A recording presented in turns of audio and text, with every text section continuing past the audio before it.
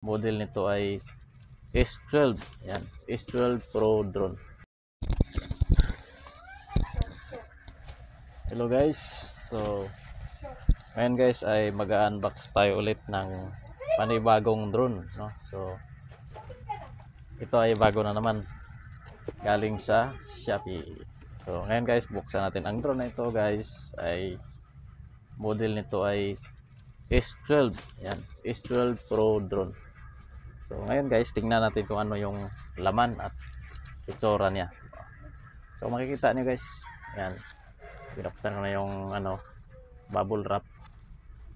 Yan. Let's go, tingnan natin.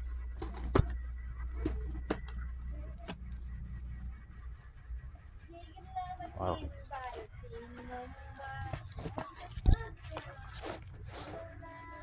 Wow, ito yung bag niya. Lagayan na. So, the moment of truth. Buksan natin.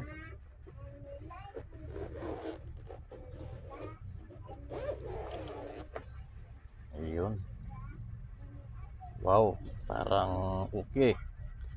So ito guys, bumili nga pala ako ng spare battery. Isa. Yan. Kasi doon sa package niya guys ay isa lang ang battery na nadala. So ito yung drone guys. Yan. So as you can see guys ay medyo malalaki yung niya, yung propeller niya. So napansin ko lang guys ay malaki itong propeller niya. I-compare natin doon sa nakaraan natin na drone. Sa una natin na drone. Yung drone natin dati guys na pinakauna natin na drone na C908 ay medyo malaki din yung propeller no. So pero ito ay mas malaki guys, propeller na. So itong drone na ito guys ay yung bigat nito ay 200 plus yata, 200 plus grams yata. So ito yung pinaka drone niya guys no. Okay, tapos natin yung battery pala guys, pakita ko sa inyo yung battery. Ito yung battery. Yan battery niya. So battery niya guys ay mayroong 7.4 volt 3000 mAh o 3000 mAh. So medyo malaki itong battery niya guys. So subukan natin ito. Subukan natin itong paliparin. Yan. So ito naman yung remote control. Yan.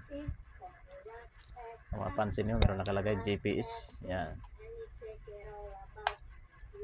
Yan siya guys. So dito natin pwede ilagay yung cellphone.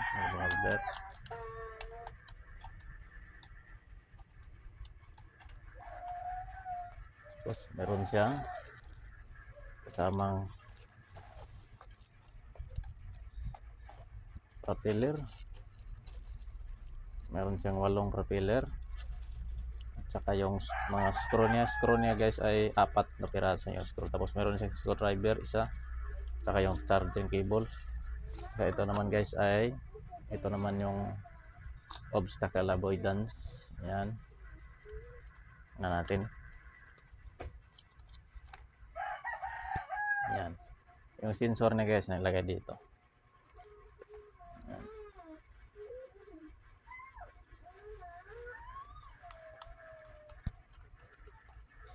Saka manual guys.